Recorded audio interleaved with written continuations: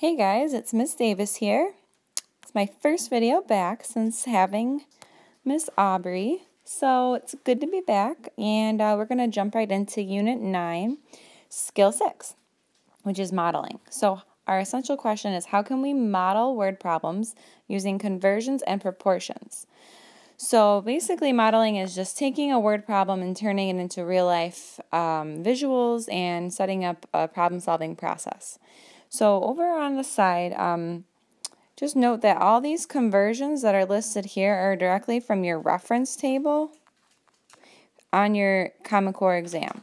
So you don't have to memorize these ones. These are all given to you. But if you scroll down or if you look down a little bit further, these ones are not given to you, and you do have to have these memorized, okay? So some of them are pretty simple. So 1 foot is equal to 12 inches. 1 yard is equal to 3 feet.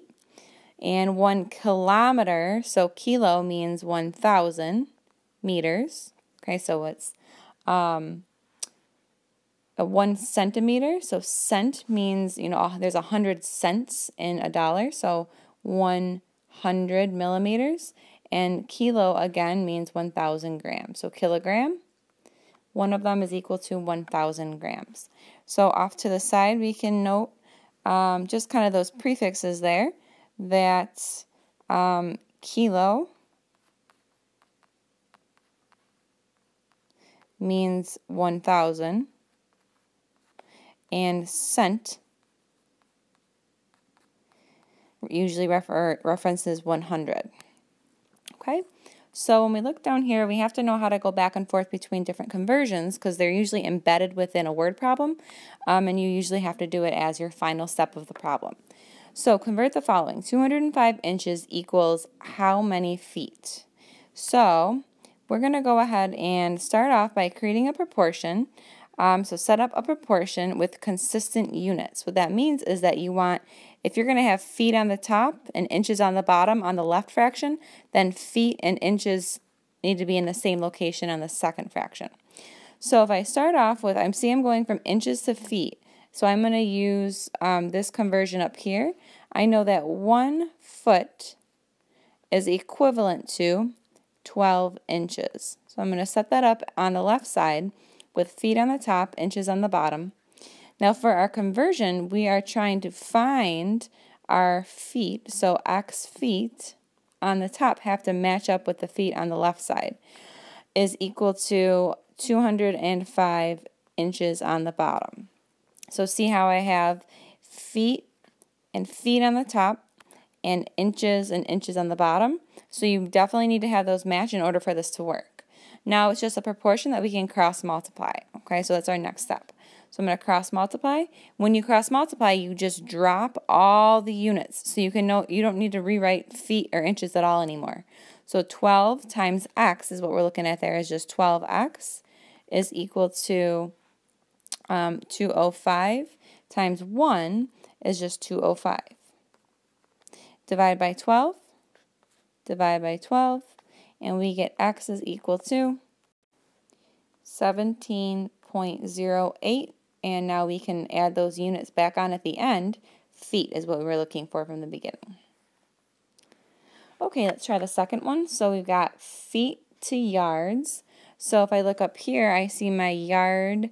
1 yard is equal to 3 feet. So I'm going to write 1 yard is equal to 3 feet. Okay. And on the second side, or the opposite side, we're going to do 46.2 is yards. So we want to make sure we have that on the top to match our units on the left side, is equal to x feet. So we're going to do x feet. And then again from here is just cross multiply. So go ahead and cross multiply. Drop all your units so you can kind of just ignore them and just do your x times your 1 is just 1x, or x is equal to 3 times 46.2 is 138.6. And there's just a 1 in front there, so you can divide by 1 or just leave it. Your final answer is 138.6, and that is feet. Okay. All right, 2 more. So we've got liters to gallons. So I'm going to come up here and look for a liter and a gallon relationship. So it's actually up here on the reference table. So we're going to grab that conversion and write it down. So we've got 1 liter per is equal to 0.264 gallons. Okay, so that's the conversion from the reference table.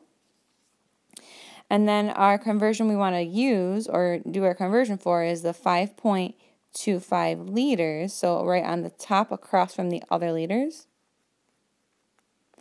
Over, we're finding the number of gallons that are in that many liters. So X gallons on the bottom. Okay, go ahead and pause the video. And why don't you finish up C and then start D. Go. Okay, so let's check your answer for C. When we cross multiply and solve, we can see that 5.25 liters is equal to 1.386 gallons when we finish that problem off. Okay, last one here on the page, we got grams to kilograms. So let's look up here to this conversion that you have to have memorized. So I always start off with the general one. So 1 kilogram is equivalent to 1,000 grams is equal to. So now for this one, we have grams first. So we want to make sure we want to match up our grams on the bottom. So we have to write 9283 grams on the bottom, and then we're finding X kilograms on the top. Okay, so go ahead and cross multiply there. And what do we end up with? We get, oops, that's a highlighter. We get 1,000x is equal to 9283. Divide. X is equal to 9.283. And that's kilograms. Okay? All right, let's flip over and do some word problems. So go ahead to the next page. And if I scroll up, you can see that there is a conversion right here. 1 liter is equal to 1,000 cubic centimeters. So let's go back to the other slide and write that down. Okay, so the next problem, example 1, is a typical question that you would see on a Common Core exam as a multiple choice question. Okay, so it would be a multiple choice question, and it actually requires quite a bit of work just for those 2 points. But let's read through it and see if we can apply what we just talked about with conversions and our knowledge of volume and get an answer here. So a shipping container in the shape of a right rectangular prism with a length of 15 feet, a width of 7.5 feet, and a height of 6 feet. The container is completely filled with the contents that weigh, on average, 0.50 pound or half a pound per cubic foot. What is the weight in pounds of the contents of the container? Okay, so if we're trying to find the weight, they give us the 3 dimensions, and we have this idea or this conversion here that it's on average 0.50 pounds per cubic foot. So is equal to per cubic foot, feet cubed. Okay, so that's per 1 cubic foot. So in order to figure this out, if we're talking about completely filling something, the depth or filling something is always going to be referencing volume. So we first have to find the volume of the rectangular prism. So the volume, we've got length, width, height, rectangular prism, length times width times height. So we've got the volume is equal to 15 times 7.5 times your height of 6. So the volume of this rectangular prism is 675. Now volume is always in cubic dimension, so it's always feet cubed. And again, here you're multiplying 15 feet times 7.5 feet times 6 feet. So if you have 3 feet dimensions multiplied together, then your exponent should be a 3. Okay, so that's feet cubed. So our second step here, once we have the total volume, when it's completely filled, we need to convert that to figure out how much that weighs, if it on average weighs 0.50 pounds per 1 cubic foot. So let's turn that into a fraction. So it's 0.50 pounds per 1 cubic foot. 1 foot cubed is equal to, now what do we know about the package or the container? We know that the volume is 675. So I'm going to, and that's feet cubed, so I'm going to set up my fraction, but I'm going to match up the units on the bottom of the denominator. Okay, and now we're finding in pounds, right here it says what's the weight, we're going to have X pounds on the top. Okay, so go ahead, pause the video and cross multiply. Go. And you should get, when you solve, 337.5 pounds. Okay, so we just multiply the 0.50 times the 675. Okay, all right, next example. Jed bought a generator that will run for 2 hours on 1 liter of gas. The tank, or the gas tank on the generator, is a rectangular prism with dimensions of 20 centimeters by 15 by 10, as shown below. If Jed fills the tank with gas, how long will the generator run? Show work that arrives at your answer. Okay, so first and foremost, we want to figure out how much can we fill the tank with gas. So again, when you're filling something, that's always going to be finding the volume. Okay, so step one, you want to find the volume of the generator. So we've got 15 centimeters times 20 centimeters times 10 centimeters. I'm including units right now just so you can see where that cubic dimension comes from. So 15 times 20 times 10 is 3,000. And now we've got 1, 2, 3 centimeters, so it's centimeters to the third power. So that generator will hold 3,000 cubic centimeters of gas. But our question at the top, our problem says that it will run for 2 hours on 1 liter of gas. So if we flip back to the beginning of your packet, and we want to find and look to see if there's a conversion between liters and centimeters cubed. So flip backwards. So we know that 1 liter is equal to 1,000 centimeters cubed.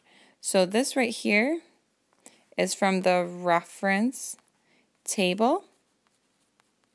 Okay, so you had to kind of grab that to see, to use it, is equal to, now we have the volume is 3,000 centimeters, and we're trying to figure out how many liters that is once we convert it. Sorry, centimeters cubed.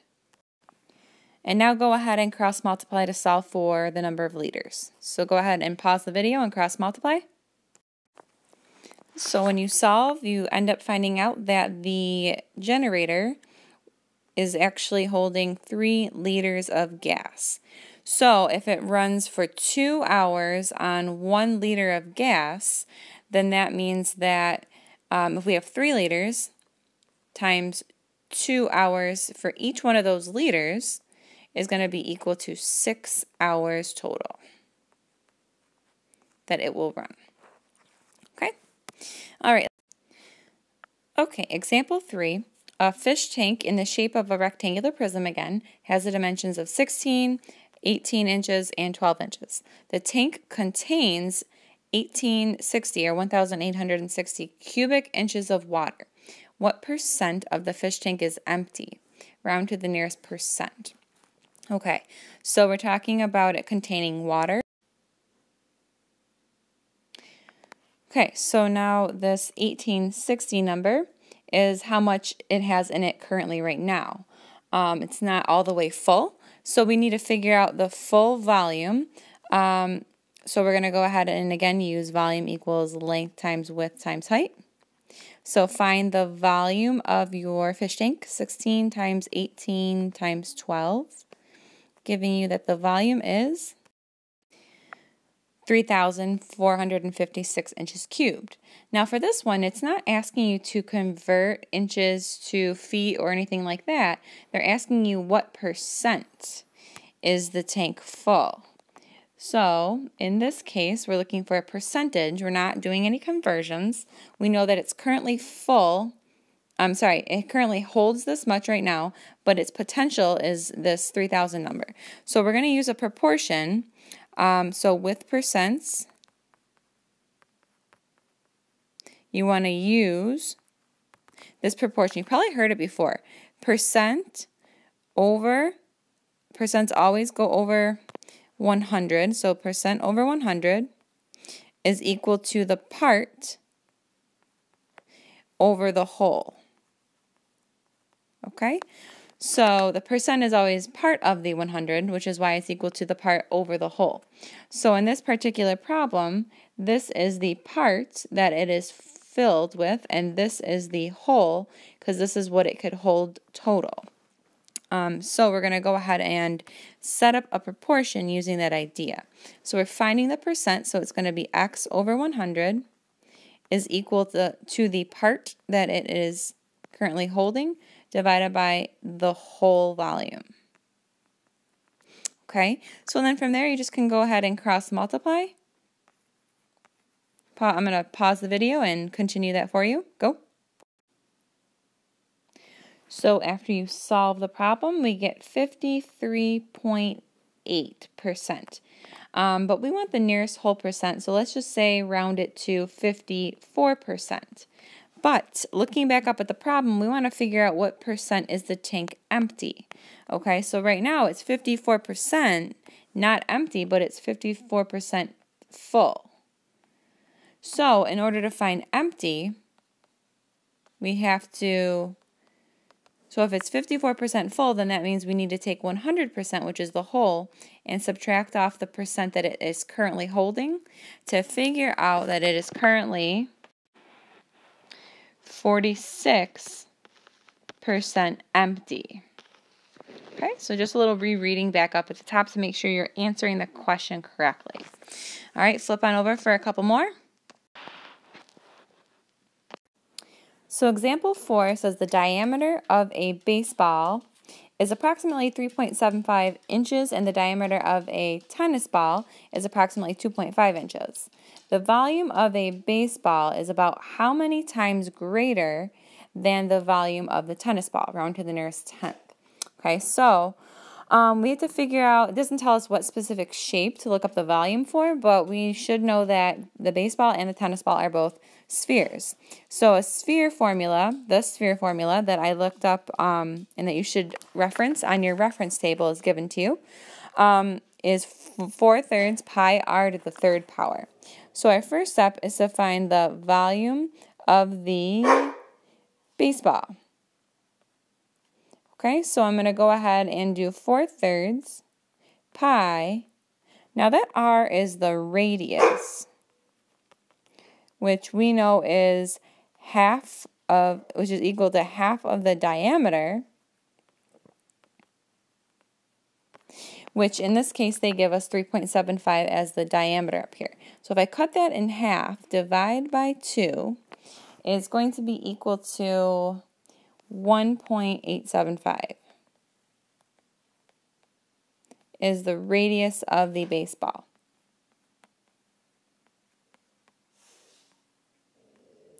And then raise it to the third power.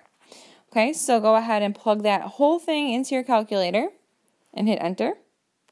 Okay, so when you do that, you should end up with the volume of the baseball is 27.61 ... Okay, so secondly, we need to find the volume of the tennis ball. And we've got 4/3 pi. Now we've got, again, our tennis ball has a diameter of 2.5. So our radius, when I cut that in half, is 1.25. So our radius here is 1.25 to the third power. All right, go ahead and plug that whole thing in your calculator. And you should get 8.18 ... Okay, so I'm just not writing out all the decimals. But if we've got a volume for the baseball is 27.61 and the volume for the tennis ball is 8.18, it says how many times greater is the volume? So when that happens, that means you're going to divide the bigger divided by the smaller one. Okay, so I'm going to go ahead and so step 3 is to take the bigger volume of the baseball and divide it by the smaller to figure out how many times could that volume fit into the larger volume. So when I divide, I get 3.375, and there's more decimals. But rounding to the nearest tenth, you want to be careful. So it's about 3.4 times greater. Okay, which just means that if you took the 8.18 and multiplied it by 3.4, and it would be 3.4 times as great, which would be 27. Okay, all right, last example. It's a cute little fish tank with these little guppies. These little fish here. So it says if one guppy requires 5 liters of water to live happily, what is the maximum number of guppies that should be kept in this aquarium? Okay, so we definitely want those guppies to be happy. So we've got a rectangular prism, and we want to figure out first, obviously, the volume to figure out how much water this tank contains. So our volume is length times width times height, or other way around, the length and the width can be switched. So 30 times 40 times 30 again. Multiply those out, and you get 36,000. And again, we have 3 sets of centimeters, so it's centimeters cubed. Okay, and then it says if one guppy requires 5 liters, so we need to figure out how many liters are in 36,000 centimeters. So going back to our reference table, or our conversions from the front page, let's look that up. Liters to centimeters cubed. So go ahead and look that up. And you should find that 1 liter is equivalent to 1,000 centimeters cubed. Okay, so again, this is from your reference on the first page, but it's also one that you have to have memorized. Okay, all right, so let's continue. Is equal to, we know that the volume is 36,000 centimeters cubed. So we want to match up those units on the bottom, and then we're finding how many liters are in the tank. So let's go ahead and cross multiply, and we get x times 1,000 is equal to 36,000 divided by 1,000, and we end up with x is equal to 36 liters, and this is in the tank. Okay, so if each guppy requires 5 liters to live happily, then our last step is to take the 36 liters and divide it by 5 liters per each guppy, and we will find that 7.2 guppies can live there. But we know we can't have 0.2 of a guppy, so we want to round to 7 guppies can live happily in their aquarium. Okay? All right. Go ahead and write a couple sentences out for your summary and start your practice problems.